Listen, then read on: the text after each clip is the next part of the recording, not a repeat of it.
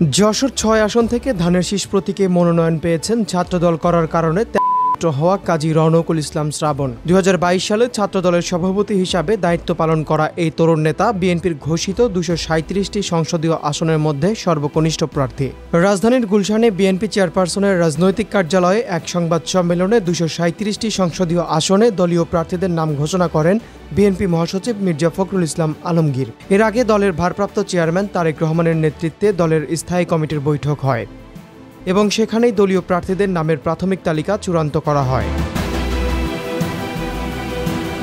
শ্রাবণের রাজনৈতিক জীবন শুরু হয় ছাত্র রাজনীতির মধ্য দিয়ে। ২০২২ সালে তিনি ছাত্রদলের সভাপতি হিসাবে দায়িত্ব গ্রহণ করেন। তবে ২০২৩ সালের আগস্টে অসুস্থতার কারণে তাকে ওই দায়িত্ব থেকে সরিয়ে দেওয়া হয়। এর ২ মাসের মধ্যে তাকে বিএনপির নির্বাহী কমিটির সদস্য করা হয়। এর আগে আওয়ামী পরিবারের সন্তান হয়েও ভিন্ন মত ও আদর্শের রাজনীতি করার অপরাধে ২০১৯ সালে তার বাবা তাকে পুত্র করে। এরপর ১৮ বছর বাড়ি যায়নি ছাত্রদল সভাপতি শ্রাবণ ঢাকা বিশ্ববিদ্যালয় থেকে পড়াশোনা করেছেন।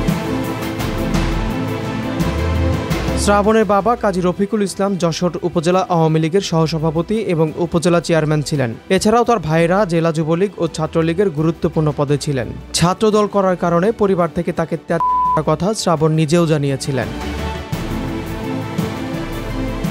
শ্রাবণের ছাত্রদলের সভাপতি হবার খবরে ২০২২ সালে তার ত্যায্যপুত্র হওয়ার খবর গণমাধ্যমে আলোচিত হয়। সেই বছরই যশোরে আয়োজিত এক সংবাদ সম্মেলনে তার বাবা মুক্তিযোদ্ধা কাজী রফিকুল ইসলাম জানিয়েছিলেন, আমি ও আমার পরিবারের সবাই আওয়ামী লীগের রাজনীতিতে সম্পৃক্ত। শুধু ছোট ছেলে রওনকুল বিএনপির রাজনীতির সঙ্গে যুক্ত। কাজী রওনকুল আমার সন্তান হলেও রাজনৈতিক মতাদর্শের কারণে আমাদের পরিবারের কারো সঙ্গে তার কোনো সম্পর্ক নেই। শ্রাবণ নিজের আয়ে চলে, পরিবারের বিয়ে বা কোনো অনুষ্ঠানে আসে না, আমরাও তার কাছে যাই না। শ্রাবণের বড় ভাই মুস্তাফিজুর রহমান দাবি করেছিলেন, শ্রাবণ ছাত্রদল নেতা হওয়ায় সর্বশেষ উপজেলা পরিষদ নির্বাচনে তাদের বাবা আওয়ামী লীগের মনোনয়ন পাননি।